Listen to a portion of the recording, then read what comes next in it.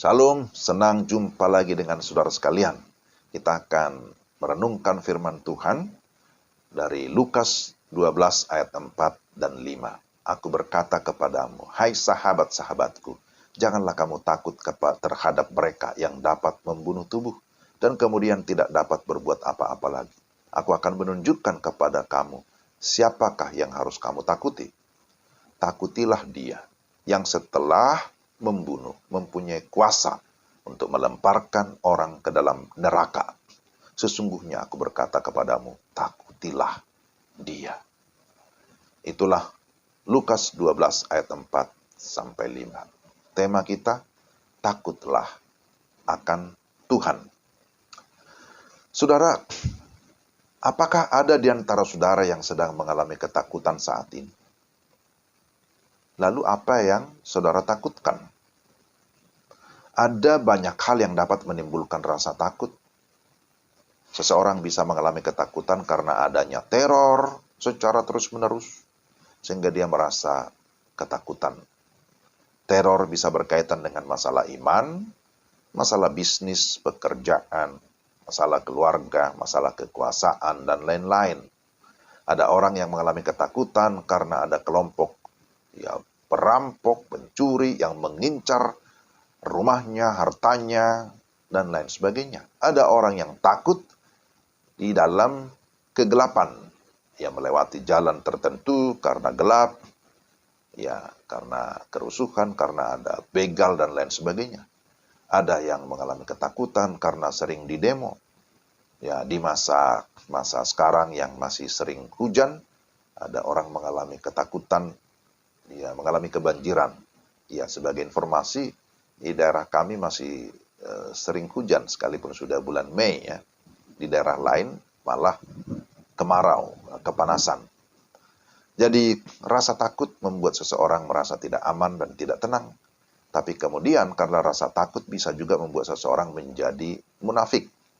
Artinya tidak menjalani kehidupan yang otentik, tidak menjalani kehidupan yang asli, tapi hidup dalam kepura-puraan. Nah, di dalam bacaan kita Tuhan Yesus sedang mengajar murid-muridnya agar menjalani kehidupan dan pelayanan yang tulus dan murni. Yesus berkata, waspadalah terhadap ragi, yaitu kemunafikan orang Farisi. Ada apa dengan orang Farisi? Mereka adalah para pemimpin agama yang terlihat hidup dalam kesalehan, dalam kesucian. Ketika di depan umum mereka terlihat alim, baik, sangat terpuji, tapi ternyata kehidupan pribadi mereka penuh dengan dosa, penuh dengan hawa nafsu, ketamakan, ketidakadilan. Dengan demikian mereka telah menipu diri mereka sendiri dan juga menipu orang lain. Yesus mengingatkan bahwa tidak ada sesuatu yang bisa disembunyikan di hadapan Tuhan. Semuanya akan dibukakan. Kemunafikan adalah dosa yang pada dasarnya tidak takut akan Allah. Maka saudara-saudara, kita diajar, murid-murid diajar supaya tidak takut kepada manusia yang terbatas, yang tidak punya kuasa atas kehidupan kita.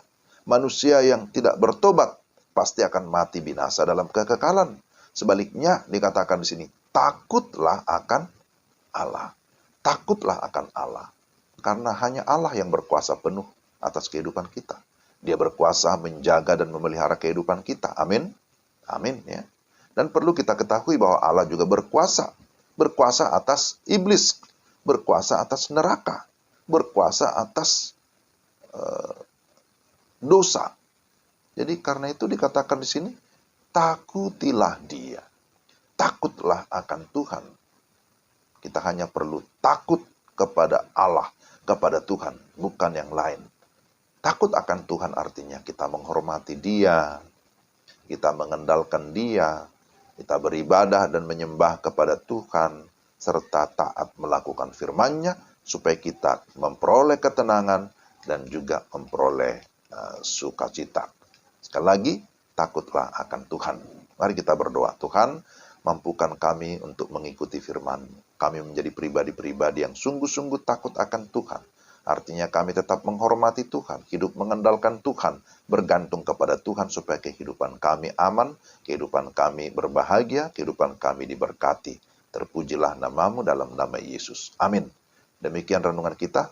Tuhan memberkati saudara sekalian. Salam.